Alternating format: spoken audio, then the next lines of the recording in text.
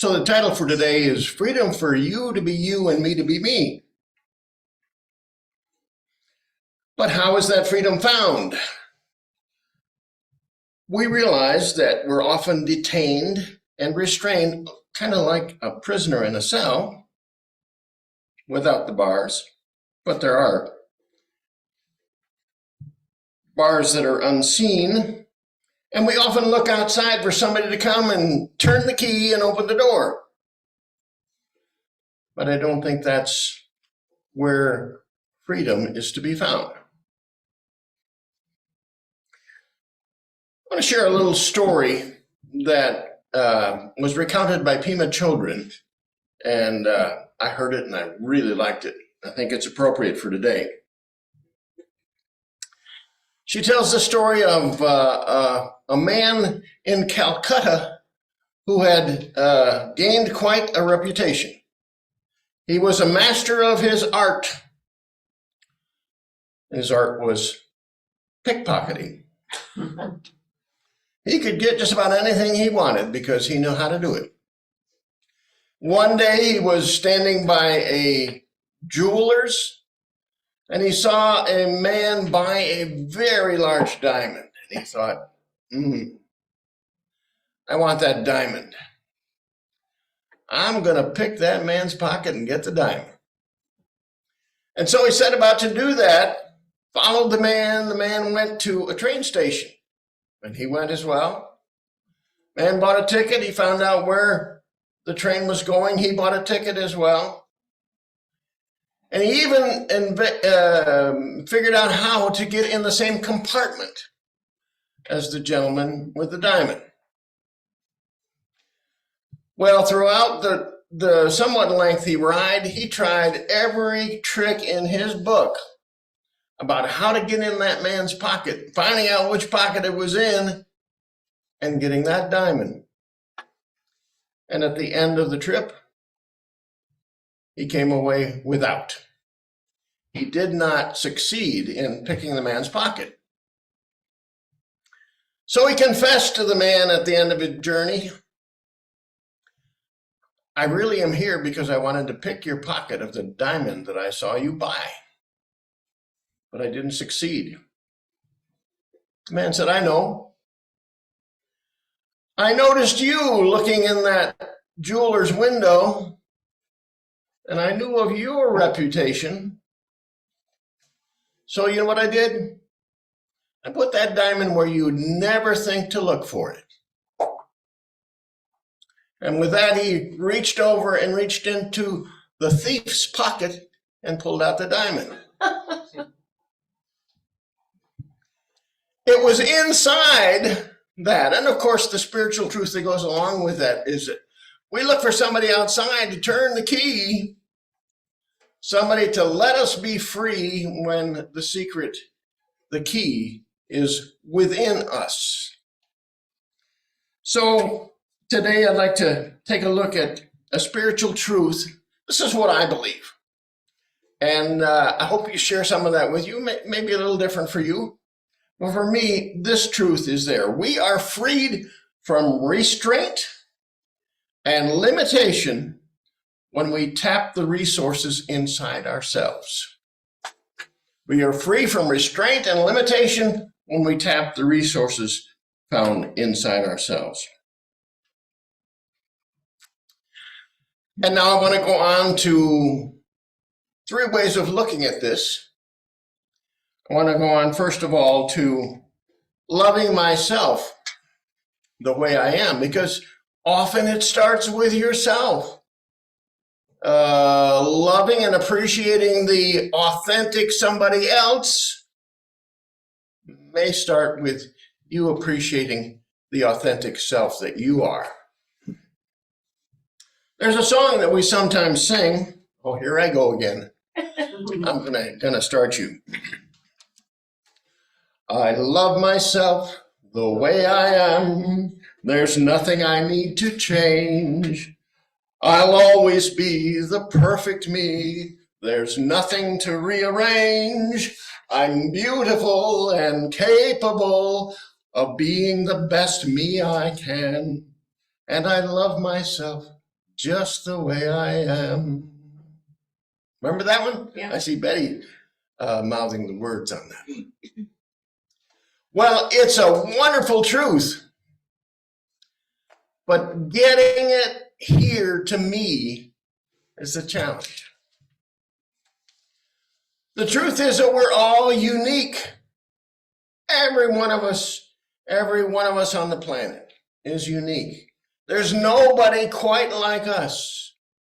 And we are created in perfection, despite the fact that we sometimes exhibit imperfection. Did you get that? We're not perfect sometimes in terms of our behavior or what we do, but our creation is perfect.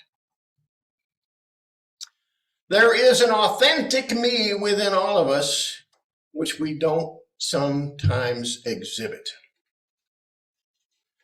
It starts with acknowledging the way I am, the way I conduct my life. It's an acknowledgement. Sometimes it doesn't seem pretty, but you know what? We're all at some point on a journey. And we do need not be apologetic of where we're at on the journey, but we do need to acknowledge it. I'd like to think of it that we make mistakes. I don't like the word sin. I'm not going to use that one. Because I think that indicates some kind of judgment, and to me, that's not the truth. We make mistakes, but growth, moving beyond limitation, is always possible for us. Sometimes, probably pretty often, and particularly for ourselves, we make a lot of judgments. And those judgments can be devastating, or they can be translated into needs that we have, and then eventually into ways to meet those needs. You could probably name a number of different judgments that you've had of yourself. Let me just mention a couple so you get the idea. You said, oh, I was so neglectful. I haven't talked to my friend for 2 months. Well, maybe you need to have a need to contribute that's not being met at this point. Well, once you recognize that, acknowledge that, then you have a firm footing to move forward on. Or you might say, boy, am I scatterbrained. I forgot this, I forgot that, I forgot the other thing, and here I am without them. Maybe you have a need for order. Maybe you have a need for peace or ease. So those judgments that you tend to make of yourself can be translated. They can be flipped almost as it was, so that we know our needs and then can proceed, because we have choice to move in the direction of the meeting of our needs. When we look at it this way, we don't look at the past and find blame for ourselves. We don't look at the future and find anxiety facing us. Because we know right here and right now, we're doing the best we can, and we have the opportunity to acknowledge it and move forward. It's a process. It doesn't happen immediately. We don't say, I want to love myself today or tomorrow. We only say, I want to love myself more today and tomorrow. It's a process. Let me give you an example from my experience. So I'm the minister for Unity of Payson. Sometimes I'm called pastor. I haven't thought of that much until the last year or so. And I realized that I want to be a better pastor than I have been. I want to connect with those who come into this community that may have a little need for support, a little need for counsel, a little need for care. And I have not done that as much as I've liked. So I've set about acknowledging that, set about in little things to move ahead. I think I've moved ahead a little bit. I certainly have a ways to go. But that just gives you an idea. And your issue, your challenge may be something different. But I say acknowledge it, look at it, and realize that it's a process. Take a step. Starts with intention. Sometimes we don't make any progress because we don't set a firm intention. Good to write it down if you can. When you write it down, it becomes a little more tangible. Moves on to self-care. In the process of pursuing that intention, we don't throw ourselves into it 120 miles an hour. We just take the next step. Carefully knowing that we need to nourish ourselves in the process. And then we get support. Support from others in this community or in another spiritual community or in family. I call them spiritual buddies. We collect our spiritual buddies. When we do this, we can go back to the truth that we ourselves can be who we are and love ourselves. And that's the first step to realizing the doing away of some of the limitations, to freeing ourselves. Let me go on a little bit more about me being me. Following up on that, acknowledging that idea. Acknowledging may mean that we can say, I have been a, tough word, slave to others' expectations and my own habits. I have been barred in by limitations and by expectations and by habits that don't serve me. In the Christian scriptures, the Apostle Paul, in the book to Romans, says this: I do not understand what I do. For what I want to do, I do not do, but what I hate, I do. Isn't that true? Acknowledging it, the very first step.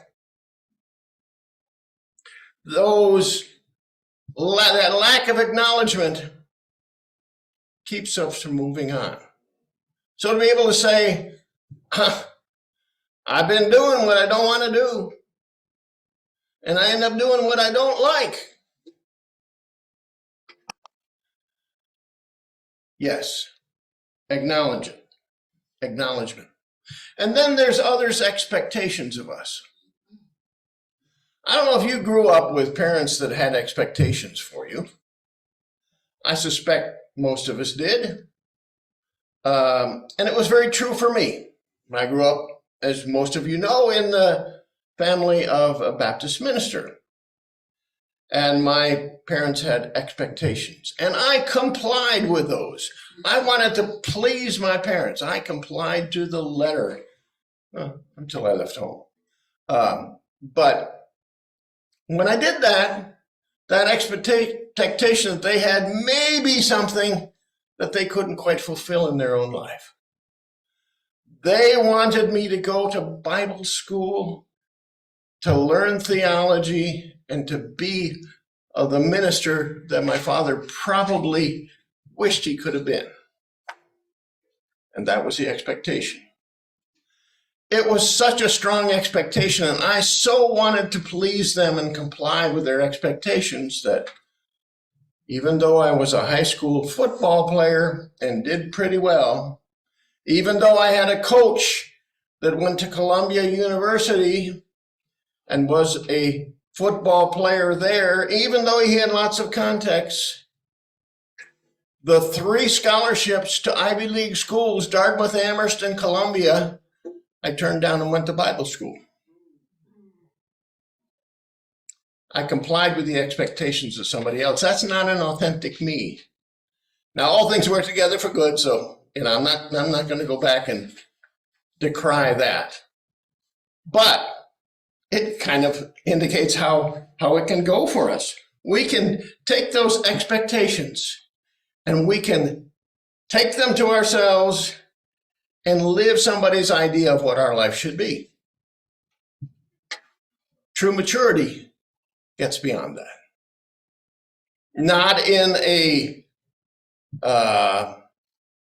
difficult way, not in a way that shames or puts down anybody else, in a way that's compassionate, but in a way that insists that I am the authentic me and I love myself the way I am. Then there's habits. I'm not sure about you, but I've got habits that keep me from getting what I want. And I just do them because I've always done them. Maybe I learned them in childhood. Maybe they were part of the expectations, but I accrued to myself habits that keep me from being free of limitation. I'm going to go back to Pema Chodron. She talks about a Buddhist term called Shenpa. And Shenpa is the urge, the hook, the triggers that they trigger our habitual tendency to close down. When we submit to those habits without finding a way to change, and we're going to get to that. How do I do that? We're going to work on it. We're going to take a step. When we submit to those urges, those triggers, those hooks, we close down. We don't grow. We don't open ourselves to possibilities. We just go on doing the same habit, the same pattern over and over again. There's an example of a great artist, and he kind of went both sides of what I'm talking about here. Pablo Picasso grew up, wasn't very good at school, wasn't very much what everybody else thought he should be, because he loved art. And so he insisted on going by those expectations to be who he truly was, and obviously phenomenal as an artist. However, he had some habits that got him in trouble and maybe kept him from experiencing happiness in his life. I can't judge Pablo, but reading the story, I kind of guess that maybe that's between the lines. He put himself in situations, did you know, he burned a lot of his works because he had to keep warm. And he put himself in a situation that was something they repeated again and again for a period of time. Living in poverty, just at the brink of surviving, all for the sacrifice of his art, which he produced in the nighttime. He had a lot of questionable friends throughout his life. A marriage that didn't work, but he didn't get divorced, a mistress, and, all sorts of things. There were a few friends he had that were a little bit unsavory. So he had the authentic self, but he also had the habits, the patterns in his life that kept him from being all that he might be. Now, Pablo, I'm sorry. That is a little bit of judgment there, but I'm just trying to read the story and relate it to my story. Yes, I may even be my authentic self, as best I know myself, but I may have something that's holding me back. I have something that's blocking me from my heart's desire, something that's blocking me from acting in harmony with my values. Well, the truth is, we can say this: I find freedom from my enslaving habits. I find freedom from others' expectations by being the best Christ that I can be. Do you remember about a month and a half ago, one of the little things I say, how do I do? I said, let's put it, I'm going to be the best Christ I can be. Well, Donna put that on a popsicle stick. It's in my bag right now. I forgot to get it out. But it's been sitting on my desk in a pencil holder. I'm going to be the best Christ I can be today. If we get to that place where we take that one little step forward, we're going to find this truth. And I'm not going to sing this. I'm just going to give you the words on this one. I love myself the way I am, and still I want to grow. But change outside can only come when deep inside I know I'm beautiful and capable of being the best, and I'm going to change the word, Christ I can. And I love myself just the way I am. So there we are. Freedom to be me, for me to be me, means a little bit of a change. And then we move on. My allowing for you to be who you are. My loving of you the way you are. We talk in unity, well, a lot of people talk about being equal. We are all equal. I am better than no one. I am less than no one. We are equal. All of us on this planet. Kind of shows up when we end up being mirrors for each other. We're on the same plane. Show each other ourselves. And then we become teachers for each other and learners from each other. So there's that equality that goes through this if we're willing to recognize it. The thing that we talked about in terms of judgment ourselves is true in terms of loving another. In order to love another, we move back from judgment. So easy to judge. But we come back and we say, in our mind anyway, I take that back. I take that back. I thought you were selfish. I know beyond that, you're something more than that. I take it back. I don't. I pull back from that judgment of you. I pull back from that judgment of you that says you're rude. I don't know what's happening in your life, but I take back that judgment so that I can move ahead and allow you, and thus me, to be all that we're meant to be. When we talk about allowing other people to be who they are, we talk about something, and we talked about this yesterday on Saturday Soul Boost. Charlotte, you were there. Anybody else there? Pam was there. A couple of people here. We talked about unconditional love. And of course, the very familiar idea of unconditional love is us as a human and a puppy dog. We come home from work. The puppy dog is just greeting us, just loving us without question about what we did or what we said that day. Just loving us. Unconditional love. There are some wise people that have spoken about that, but I think two of them that kind of say it all is Brene Brown. When you love someone unconditionally, you accept them for who they are, flaws and all. Paulo Coelho. Unconditional love teaches us the power of letting go and allowing others to be free to follow their own path.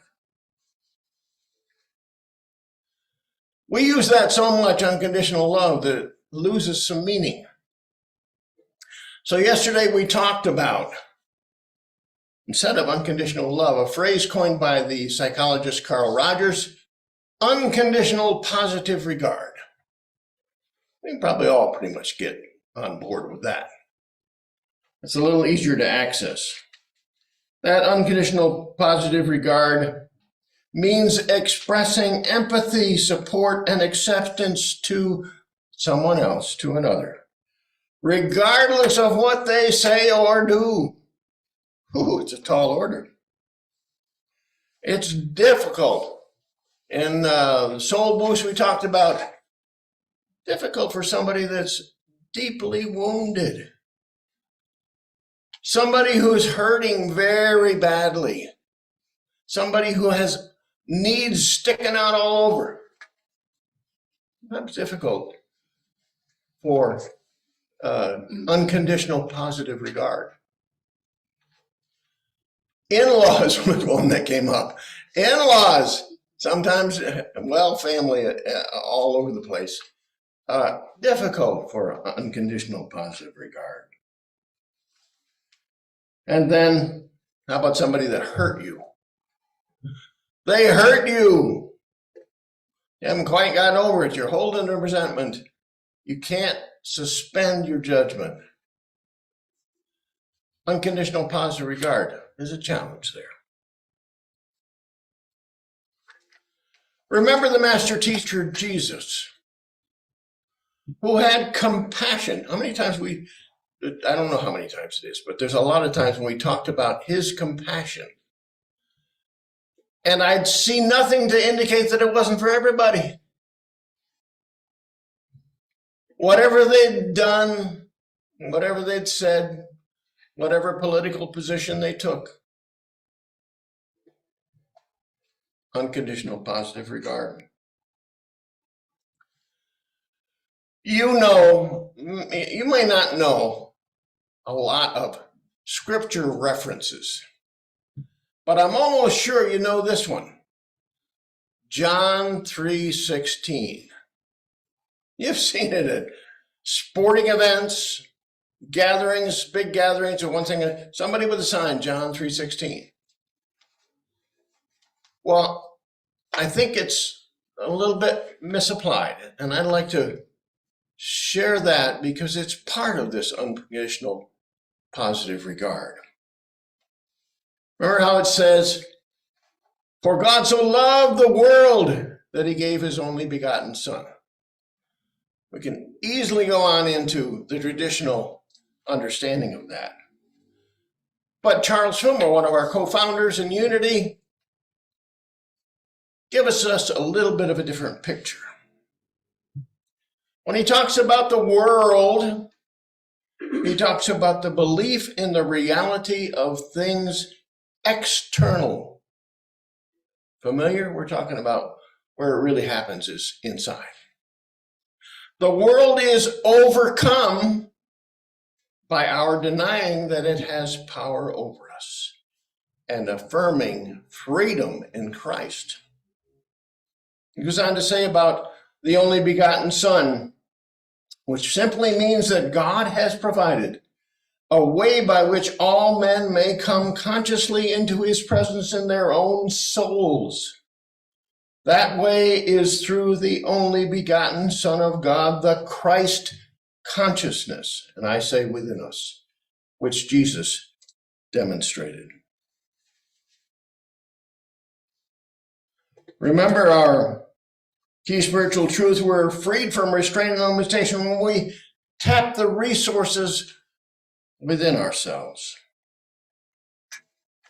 Then we can come back and say, as another verse of that song does, I love you the way you are. There's nothing you need to do. When I feel the love inside myself, it's easy to love you beyond your tears, your rage, your fears.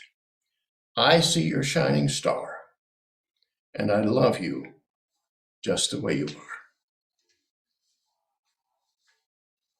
Freedom for you to be you and me to be me. How do I do that?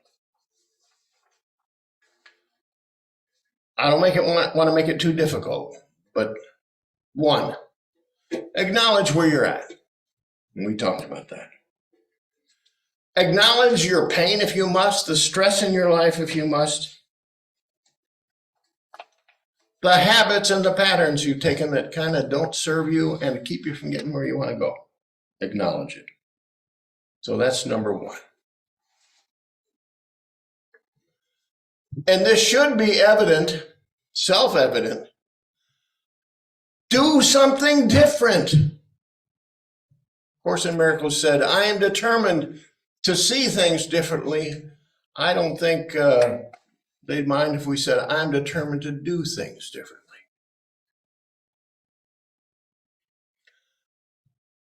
For myself, I'm not even so concerned about what it is that I do differently. I may be on an exploration,